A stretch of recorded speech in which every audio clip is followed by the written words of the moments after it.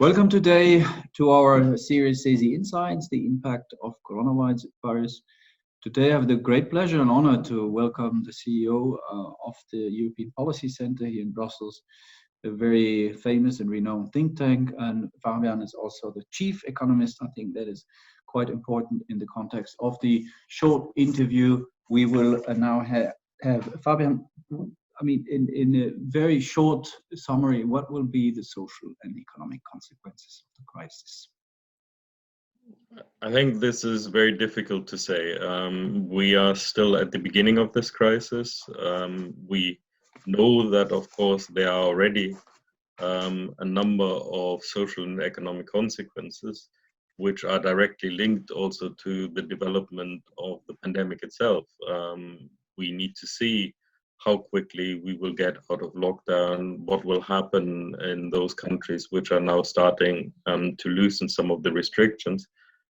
So there's a lot of uncertainty, but what we can already say that without a doubt it's a serious crisis. In some places we're even talking about the worst recession in 300 years.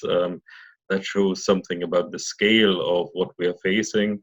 If we are looking at the number of people who are in unemployment schemes, in Kurzarbeit and short working being financed by the government, we can already get an indication of the scale of this. And what I think is undoubtable is that it will influence what happens in economies for a number of years to come. The IMF stated recently that the economic recovery will depend on improved social safety nets and broad-based fiscal supports, meaning also, of course, public investments in healthcare infrastructure and climate change. When we know that basically these fiscal stimulus programs always require additional national debts, is there a danger of falling back afterwards, of course, to strict austerity policies, which may endanger then again the recoveries? I think what we will see is that we live in a very different world than we have before. Government's policy will have to play a much bigger role than it has in the past. The kind of fiscal stimulus programs we're seeing at the moment are only the beginning. They are only reacting to the initial part of the crisis. But this is the long haul. We will have to work a long time on addressing the issues which arise from the crisis, and that means government will be far more involved. At the same time, in many ways, government will be weaker. There will be large debts in many countries. In some countries, we will also hit sustainability levels. There will have to be a rethink about how we deal with debt. So I think it is clear that this is a long-term issue, but austerity certainly is not going to be the answer. We know that a debt problem doesn't get under control if there isn't growth. So the most important thing is that growth returns. And there's a big question about how we deal with monetary policy. Is the idea of very low inflation, for example, still appropriate in a world with very high debt? So there will be many changes in the future. Last week, the European Commission's spring economic forecast predicted that the EU's GDP will shrink around about 7.4% this year, but they also announced that there's a certain probability that there will be a rebound of 6%. Is this for next year? Is this a realistic scenario, do you think? I think there's bound to be some form of rebound. That's because this crisis is different from other crises we've seen before. What we have now is a very sudden and quite extreme stop in economic activity. The lockdown, the restrictions which are associated with that, have made it impossible to carry out many tasks. Once those restrictions are loosened, there will be some form of rebound and some economic activity will restart again. But I think the long-term structural issues which arise from this crisis will mean that we will then also have a longer-term economic crisis. If we think, for example, that in many different areas there's going to be overcapacity. If we're thinking about, for example, tourism, aviation, the whole transport sector, in all of those areas, there will be too much supply. And that supply will have to be wound down in some form or other, whether in an organized way or in a chaotic way. But that certainly will lead to further negative impacts on GDP. So my expectation is that yes, there will be a rebound, but that doesn't answer the longer term structural question. We are talking about not only a difficult 2020, but also a very difficult 2021. Are the measures taken by the EU and the member states the proper ones? Are they sufficient? I just came across an article of the German economist Boffinger, whom you know also this morning, also criticizing that from the 540 billion basically program, only 125 would mean additional public funds and only available as loans. Is this sufficient? What more should be done? What are the institutions now, maybe key decisive steps? Also, last Friday, your colleague Mr. Emanuelidis said that it was a strong moment for EU leadership when the EC started this pledging campaign for vaccines last Monday. What is now decisive according to you? I think we need to look at the different phases of this crisis and then discuss what is the appropriate response in each phase. We are still in all countries to some extent in phase one, which is the pandemic itself. So what is the right response within the health sector, within controlling the virus as far as possible? It is important that we don't lose sight of that, because the worst possible outcome would be a resurgence of the pandemic, a second wave. That would not only be a human tragedy, but of course it would also threaten livelihoods. If you would have to go back into lockdown, if you have to go back into these severe restrictions, that would have a very negative impact on the economic activity, which otherwise might be able to restart. The second phase, and again we are already in that phase, is really about trying to sustain businesses, trying to sustain employment through this lockdown period. This is a very dangerous period for businesses. They accumulate liability without having any revenue, with very few exceptions. So this is about providing lifeline support, keeping people in jobs, keeping businesses financially sustainable during this period. It means essentially giving a lot of bridging help, both in terms of loans, but also in terms of the Kurzarbeit, the short working programs, which we have in virtually all countries. But then I think the big question comes, what happens after that? What happens in phase three, when we're talking about the possible restart of the economy, when we see some form of rebound, but what is it government then needs to do? And then I think we need very sizable stimulus programs. We need a mixture of all different instruments, not just loans, but also grants. It needs to be of a very high scale, and it has to cover a very large part of the economy. So undoubtedly, this will put additional financial stress onto government finances, but it is necessary. And what we should have learned from the Euro crisis is that it is better to have a decisive response early on than to wait until there is no alternative. And at that point, both politically, financially, it becomes more difficult to actually carry out the action which is needed. So I think what we have at the moment at the national level and at the European level, we should understand as the beginning of a process, not as the end of this crisis, because there will have to be much more in future. You've been also mentioning in some of the papers, you have several papers, as far as I remember, the importance of the EU, especially in this crisis. Now, in the case of a new outbreak, would let's say the institutional engrenage and the relations between the EU and the member states have improved compared to a situation 3 months ago?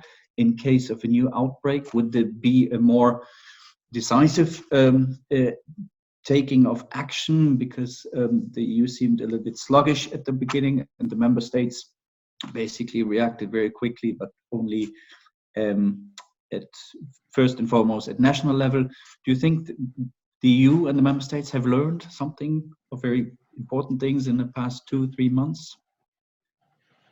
I would hope so, but it is difficult to say. We would have to see what that actually means in reality. I think we shouldn't forget that we still have a tension here, that when it comes to the pandemic, when it comes to the health response, it is not only that the EU might be slow or that there are difficulties coordinating between the different countries, but it is also a question of competences. Member states have been very keen over the years not to give these competences to the European Union. So they cannot expect that in this pandemic, the European Union will suddenly do things which is just simply isn't legally enabled to do. I think there would be more attention, where I think there is also a greater need for cooperation, is in those areas where there is a distinct role for the European Union. And in particular, I'm thinking here about what happens in terms of cross-border flows, what happens in terms of the interdependence which is there, and the spillovers which come from actions in one country to another country. We will see that also now in the loosening phase when some of the restrictions are going. If we have a situation where some countries in Europe, for example, reopen for tourism in summer, while other countries do not, there will be a very big shift in where the tourists are going, who benefits from that, and also what kind of long-term implications come from that. So there needs to be coordination to deal with these interdependencies. And I think that member states have seen that these are important, but it is difficult to overcome the national instinct, which is there in a crisis like this one.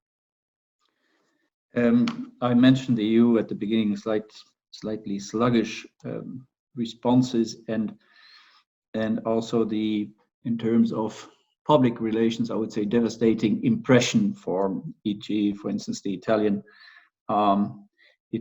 that to see that some medical equipment, the export from Germany, from France, was blocked, and then in return some support came from China and from Russia. Of course, since we're trade unions, also we work very closely with our Italian trade unions, who are still very committed pro-Europeans.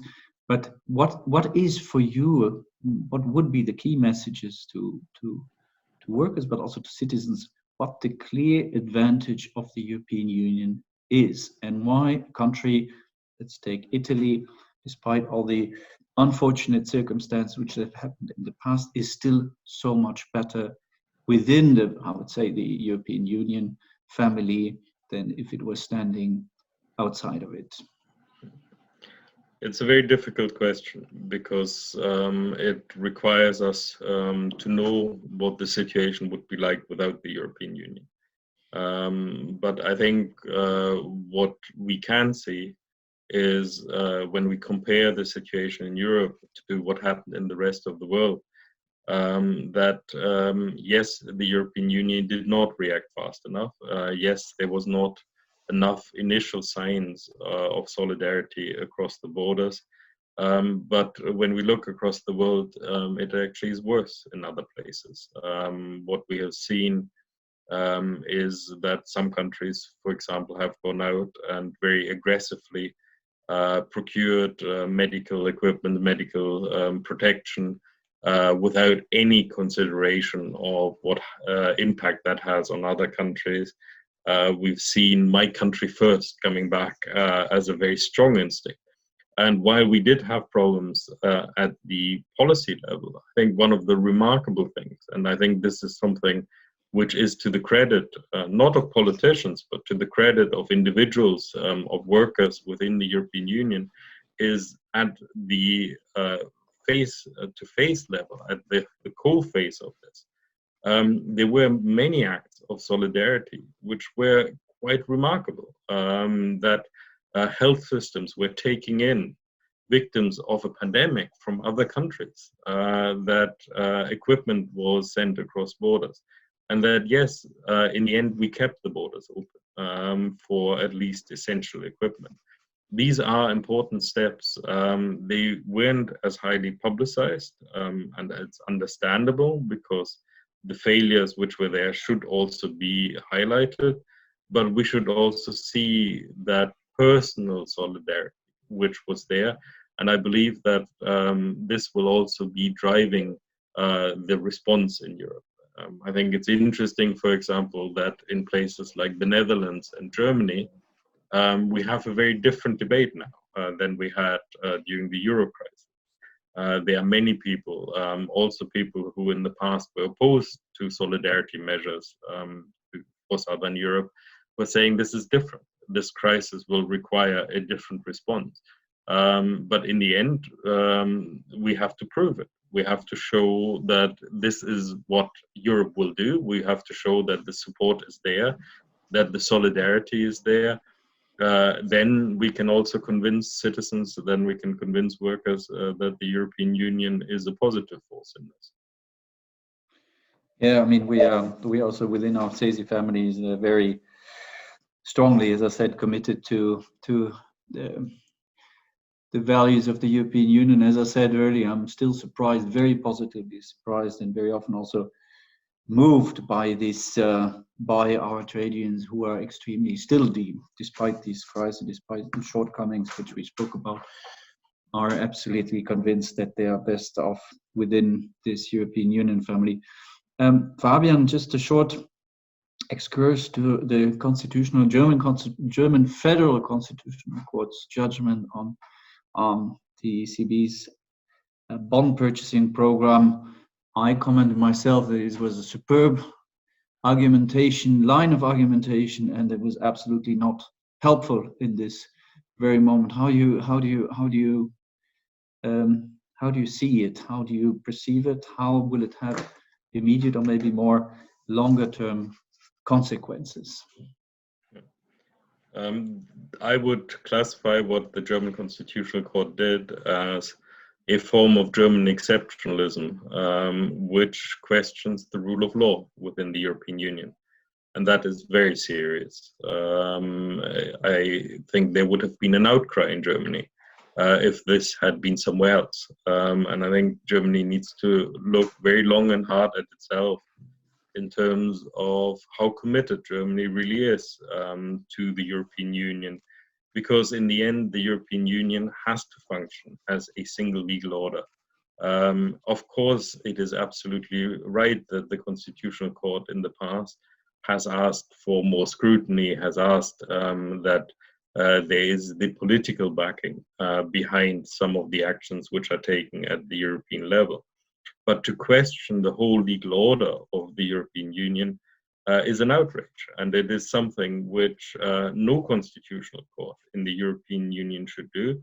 It gives ammunition to all of those who want to portray the European Union as some form of illegal body. The AfD will be very happy in Germany to take up this argument. We've heard already from countries like Poland to say that, well, if Germany doesn't think we need to keep to the rulings of the European Court of Justice, why should Poland? So this is something Germany will have to sort out. And this is for the German political system, the German legal system to sort out. It is not for the European Union to justify itself. We have created a system which is robust, which has a legal personality, which has to have the power to overrule individual countries, because if that is not the case, we no longer have a European Union. So paradoxically, with all the concerns which have been there in Germany around the rule of law, what Germany is actually doing is to question the rule of law and to give those people who want to attack European rule of law ammunition for the future. So there will not be a short-term impact. The ECB has already made it clear that it will not justify itself. It is an independent institution in the light of what Germany insisted on when the ECB was set up. Was set up as fiercely independent as the Bundesbank was. I would question anyone in Germany if you apply the same kind of logic to the Bundesbank. There would have been an outcry in Germany because the central bank needs to be independent. So the ECB is going to do what the ECB has been doing up to now, according to European law, according to the judgments of the European Court of Justice. The European Court of Justice is not going to react. It has made it very clear that the legal order remains unchanged within the European Union. So it is now up to Germany to sort this out and to make sure that Germany complies with European law. So, but for the time being, the German Bundesbank would have its hands bound, more or less, or how do you expect it then for Germany to be solved out? If the Bundesbank does not apply the decisions of the ECB, then the Bundesbank will be breaking European law, and there will be a court case, which undoubtedly the German state would lose if it doesn't put into place what has been decided at the European level. Germany cannot escape the rule of law, and in the end, it is the European Court of Justice which will decide.